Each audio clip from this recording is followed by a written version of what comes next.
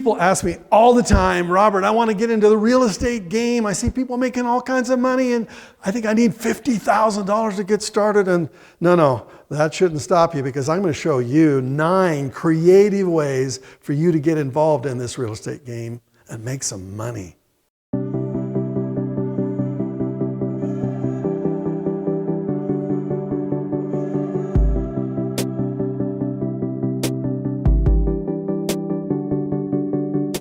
So 9 creative ways to find the money that you need to buy a piece of real estate.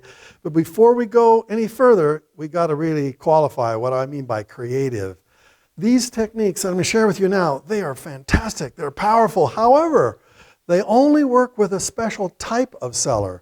I call that seller a highly motivated seller or a don't-wanter. And a don't-wanter is a person who is more willing to be creative, to be flexible. Now, if you want to learn how to find a highly motivated seller, I'm not going to talk about that today. Subscribe to my channel. You can look at all the videos I've shot about that. So let's just assume you've found a highly motivated seller. Now, let's get creative. Number 1, supply the seller with what he or she needs. Now, you notice I say the word need, not want. I'm trying to find out, what does that highly motivated seller really, really need? Why are they selling their property? And unfortunately, most realtors get in the middle of the buyer and the seller, and they don't like you to talk to the seller. Well, if that seller is highly motivated, they want to talk to anybody that can help them buy their property so they can get rid of it. So sometimes there's a dance you have to play with the realtor so you can have a conversation with that seller. You're trying to let them know that you're a real person with real dreams, and you can really be a solution to their problem if you can understand what their problem is. And most of the time, the realtor, they don't even know what the real problem is. So it requires a little bit of extra work to be able to visit with that seller and find out, Mr. Seller, Mrs. Seller, I know this is maybe personal information, but would you be willing to share with me why you're selling the property? What are you hoping to accomplish? And so as you're with them for a period of time, they'll start to trust you a little bit more, and they might share with you, well, frankly, we've had some problems making the monthly payments and we just decided we needed to move on. Or maybe they say, yeah, my son's got really sick and we need to sell in order to get some money to pay for his medical bills. Or maybe we've transferred across the country to another property. We've already bought our house in this other city, so now they don't need the money for the down payment. Now they really are just trying to sell it so they can get rid of their mortgage payment. So as you discuss this stuff with the seller, especially a highly motivated seller, you can now determine where maybe rather than you giving them $5,000 extra for a down payment, you can say, oh, you needed to have an insurance policy? I'll buy that for you. Oh, you needed to have transportation to go to your other city? I'll put it on my credit card. I'll take care of that for you. In other words, you're solving the seller's problem in a way that solves your problem. What's your problem? You don't have a lot of cash. So that down payment is usually 10, 15, 20%. That's a big chunk. If you can figure out ways, creative ways, for you to come up with that money, then you could use this technique. You could supply the seller with what they need, and therefore you can lower your down payment requirements. Number 2, assume the seller's obligations. Suppose you discover that the seller maybe have a $5,000 bill with a dentist, and they're making monthly payments to that, and therefore some of the money that they're going to get from the down payment, they're going to pay the dentist off. What if you said, I'll take over that payment for you? Therefore, you reduce your obligation by $5,000, and the seller walks away for free. Number 3, use your talents, not money. Suppose you discover that the seller has bought another property and they're going to need to paint it. What if you're a painter and you could say to them, well, rather than me giving you a down payment, why don't I just do the painting for you on your other property, and we could reduce the down payment amount by, say, $3,000. That's $3,000 to your good. So, number 4, borrowing against your life insurance policy. You probably never thought about the fact that you've got some cash value sitting there. But hey, you're going to use every resource you can to come up with a down payment to get involved in that piece of real estate. That's number 4. This is one of my favorites. Anything goes to be used as a portion of a down payment to buy a property.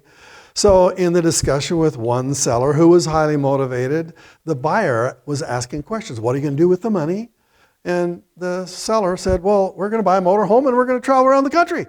And so the buyer said, well, I have a motorhome and we very rarely use it. It's almost brand new. Would you take our motorhome as part of the down payment? And the seller said, wow, that's incredible. So that's anything goes. That means anything. A motorcycle, a vacant lot that you own in a recreational property, like a diamond, like anything could be used as a down payment if the seller is highly motivated. Creation of paper. I'm going to give you a very brief description of this one, and then another session we're going to go really deep on this one because this is big stuff. Sometimes you have a piece of real estate that has a mortgage on it, and that equity above the mortgage is hard to borrow against because the banks usually don't like to lend that way. But sometimes a highly motivated seller will allow you to create a second mortgage against your property to use as collateral to buy their property. Maybe their property is not that great of a property. It needs a lot of fix-up, but your property is in a gorgeous location and a gorgeous condition. Therefore, they'd rather have their collateral on something else besides their own property. Like I said, I know it's a little complicated, and if you're brand new, this might go right over your head. But the bottom line is this one technique can make you a fortune. How to create paper against assets you already own. Exchange. A two-way exchange. This means one party trades for the other party's property. Why would anybody want to trade like that?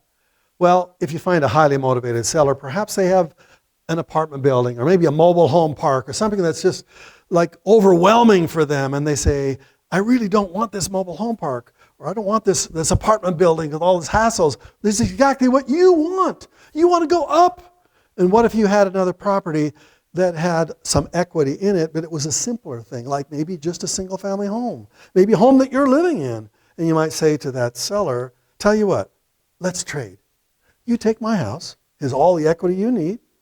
I'll take your property and all the hassles, and therefore we both win. That's called a two-way exchange.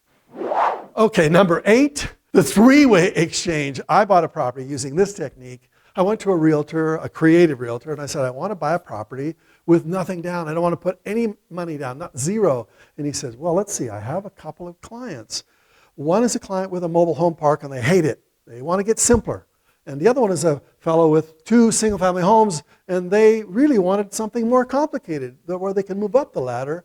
And yet, the guy that had the mobile home didn't want those single-family homes. They really wanted just cash flow. He says, that's where you could come in. I said, let's do that. The guy with the mobile home park took the 2 single-family homes. The guy with the single-family homes got the mobile home park, and I walked in and gave a note to the person with those 2 single-family homes. They walked away with monthly payments from me, 10% interest. I got in with nothing down. The owners of those 2 homes walked away happy. The guy with the 2 homes walked away with a mobile home happy. Everybody won a 3-way exchange. Lemonade, you know what that means. You take a sour lemon and you add sugar to it and you put it together and make it a very delicious drink. So whenever you're talking to a seller who is highly motivated, you're trying to add some sweetener to some problem that they have where they'd be willing to accept your solution. For example, maybe you say to the seller, I know you want your full price. Well, I want to get in with nothing down. Tell you what, I'll add $5,000 to the price because I don't want to put a lot of money down. Therefore, you win. You get a little sweetener. I win because I don't have to come up with a lot of money. Now, there are a lot of ways to sweeten deals like that. Sometimes it's, I'll give you a lot of cash if you lower the price. It's just being a lemonader is just noticing the bad things and adding some sweetener to it so that both of you win. So we've just been talking about 9 creative ways where you can raise the money to get involved in this hot market in real estate today. But if you want a deep dive in a lot more ways on how to be creative, get this book, The Challenge, How to Go From Broke to Bank in 90 Days or Less. Now this takes away all your excuses. If you tell me your credit's not good, or your cash is not good, or your down payment is not good enough, you don't have a good enough job, you don't have a lot of cash flow, this will solve that problem for you because these people were unemployed. I specifically went to an unemployment line and selected 3 people who had absolutely nothing, not even a job. And they made $5,000 in 90 days and $100,000 in the next 12 months. So you have no excuse. Read this book, understand creative ways of thinking, click on the link down below and order this book immediately. Read it cover to cover. It'll show you exactly how to have a deep dive in creative thinking. Thanks for watching. I hope you learned something. It took me 50 years to learn this stuff, and I want to simplify it for you. So when you subscribe, you'll learn more from all the different videos I want to share with you. And as you go down here and click and watch the very next video, I guarantee you're going to learn something new.